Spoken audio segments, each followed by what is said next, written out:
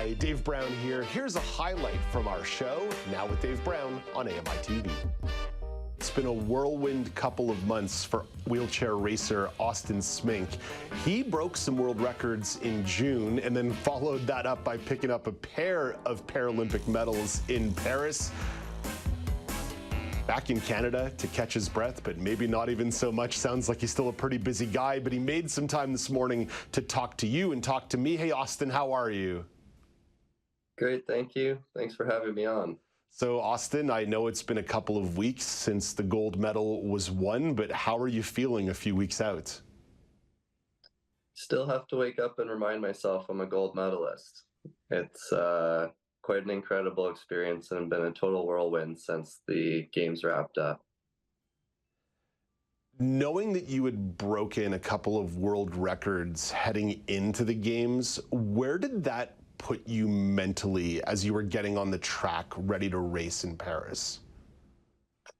I was confident with the work that we had done leading up to June for sure. I knew that all the hard work that had gone in had translated to tangible results on the training track. And then once we started racing in Switzerland and in Paris at the Grand Prix events, it was nice to see it translate to real results. But knowing that the body was responding well to the program that I was on was one thing, but it would be another thing completely to assume that the work was done and that I had my way paved for me. So I was not about to rest on the work that had been completed in June. It was a full steam ahead effort all the way to the games. And, I also knew that people tend to show up. And I hadn't raced with Thailand and China and UAE and Tunisia all together at once. So when you're chasing a world record, there's one strategy, which is go fast. And when you're racing for medals, you're really working out a chessboard. And there can be many strategies that can result in a gold medal. And all of the athletes are plotting their success. So, having world records set earlier in the year was a great bit of confidence to know that I had awesome fitness. But there's very fast people that don't execute the right plan and end up losing out on a gold medal or a podium altogether. So I was confident with the physical state of my body, but we kept rolling right to the games and then made sure that I was able to implement a good plan. Speaking of other fast racers and the chase, I remember watching your gold medal winning performance live with a couple of people, and you had the lead down the stretch, but the silver medalist was right on your rear end with a late surge. So take me through the moment as you crossed the finish line and know that you captured gold. Yeah, it was, that was a fantastic execution of a race up until the last 10 meters or so.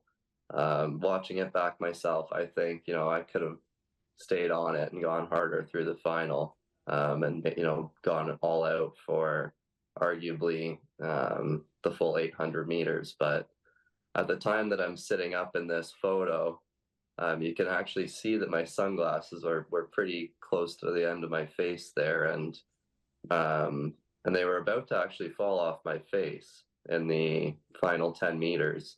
So I knew that if they do fall off my face, these are some photos from previous games, but in the photo from Paris this summer, if those glasses fell off my face, I could have been disqualified for finishing the race with less than I started with. Oh my gosh. And I knew that, I had 10 meters to screw this all up. Oh my gosh. And the reality of where I was in the race, the speed that I was going, and the speeds I've seen everyone else go, I knew that with that celebration and protection of those sunglasses staying on my face, someone would have to do something I've never seen anyone else do before, and that would be go a speed that would be able to catch me at that point. So I confidently sat up and celebrated, but again, watching the races back, there's some serious firepower, and if Thailand was able to, be in a better place with maybe 150 meters to go, there could have been a different outcome or a different challenge. So going to maintain awareness of the fact that it is an incredibly talented and skilled field, and that none of that should be taken for granted or underestimated. I don't mean to be snarky about this, but the next race, is there going to be super glue on your nose or super glue on the bridge of the sunglasses? A new strategy or what?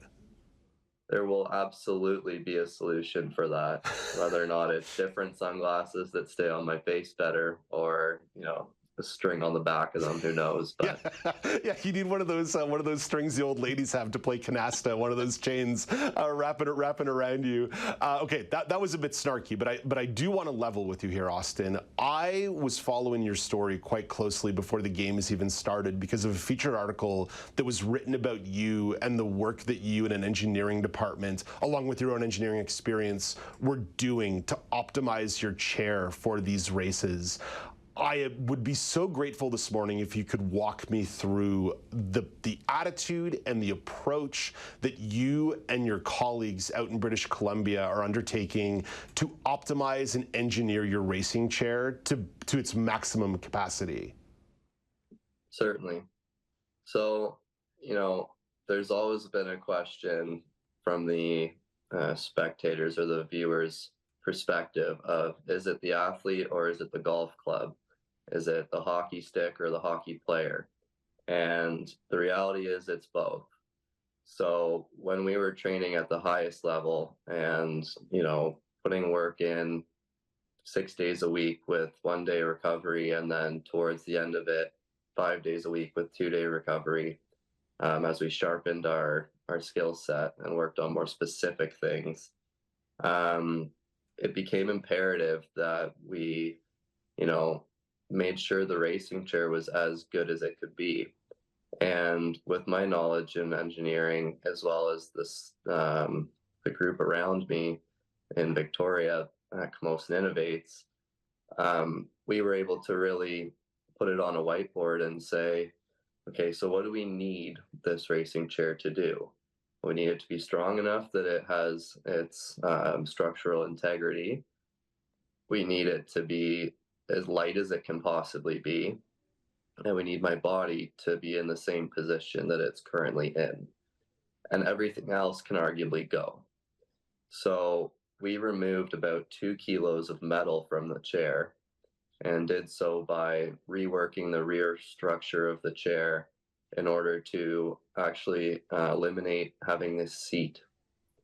And the way that we maintained my body position while getting rid of the seat is by changing the frame geometry so that my butt actually rests on the frame, kind of the way old hot rodders used to in fast cars.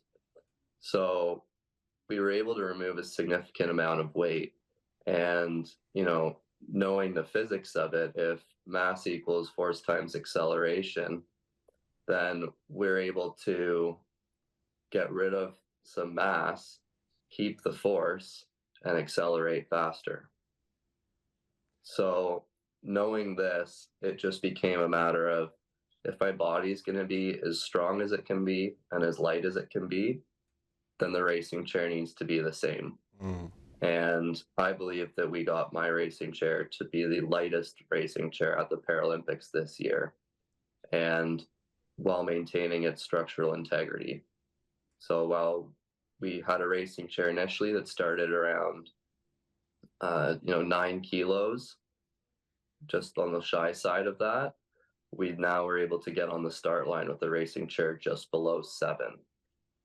And that's significant, because if you were to consider, even in the sport of the throwing sports, if you have something 2 kilos less, you can throw it a lot further. So that was sort of the mindset that we had. And, we even carried that over to the clothes I wore.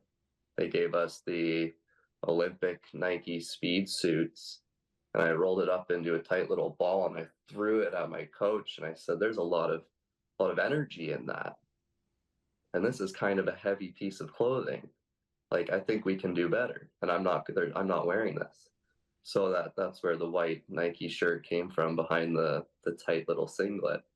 But yeah, we did everything we could this year. And at no point did we stop and think good is good enough.